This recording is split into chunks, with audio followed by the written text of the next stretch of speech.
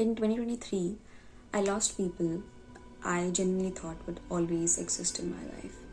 And ever since then, something changed inside me. I started thinking about death constantly in the middle of random moments, like while I was eating, while I was trying to sleep, while people were having conversation in front of me. My brain would suddenly ask me, what happens after you die? And the more I thought about it, the more terrified I became. Because death is weird. One day, that person is in front of you, they're talking, they're laughing, and they're existing, and their whole life is in front of them, and then suddenly they are nowhere to be found. And my mind couldn't handle that. I developed something called thanatophobia, the intense fear of death. So I started searching for answers in science, in religion, in philosophy, in near death experiences. And what I found, nobody agrees. But somehow, every perspective says something important. So, in this video, I'm taking you through all of it. So, what does science says happens after you die? Honestly, the scientific answer is cold.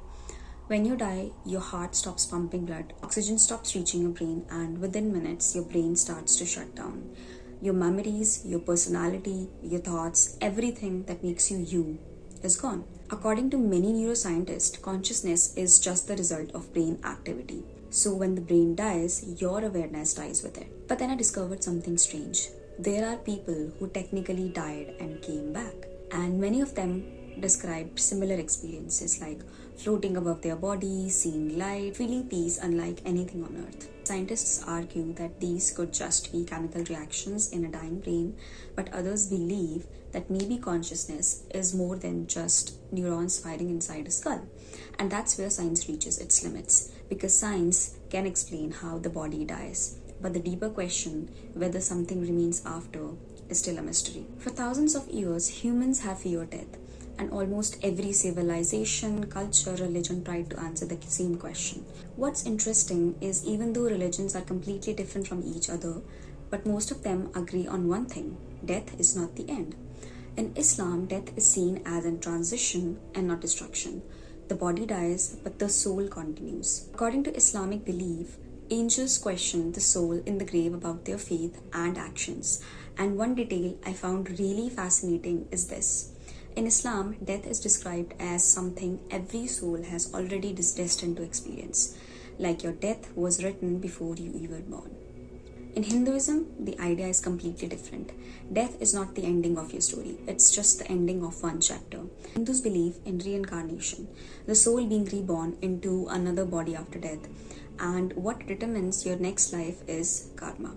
Your actions in this life shape the next one, which means, according to this belief, the person you become tomorrow is being created by the choices you make today. In Christianity, many people believe that after death, the soul is judged by God, and depending on your faith and actions, you enter heaven or hell. Then there's Buddhism, which approaches death in a much more psychological way.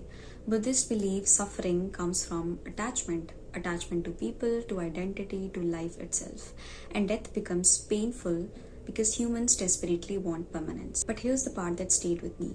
These religions were created in different places by different people, separated by thousands of years, and yet almost all of them believe something continues after death.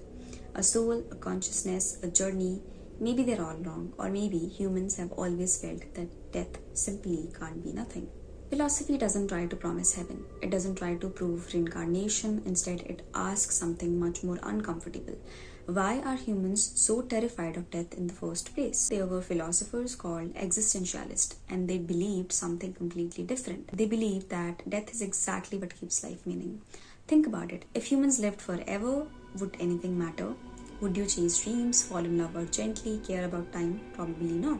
Because infinite time destroys urgency, and urgency is what makes moments valuable. But honestly, none of these answers fully removed my fear.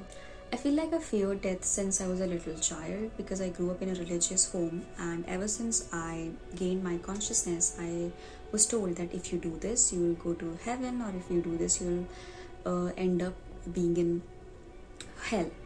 And there were not really any room for making mistakes, considering that humans make mistakes. So I think that kind of had a major impact on me. And as I stepped out of my home, I stopped thinking about it. but these things were in my mind subconsciously. That fear was already there in my mind subconsciously. And back in 2023, when I lost three of my important people, it opened that door again. I was scared that what if I suffer after death? Because I did things a certain way. And honestly, I'm still scared. It doesn't have that much impact on me as it used to have back in 2023, but I still am terrified.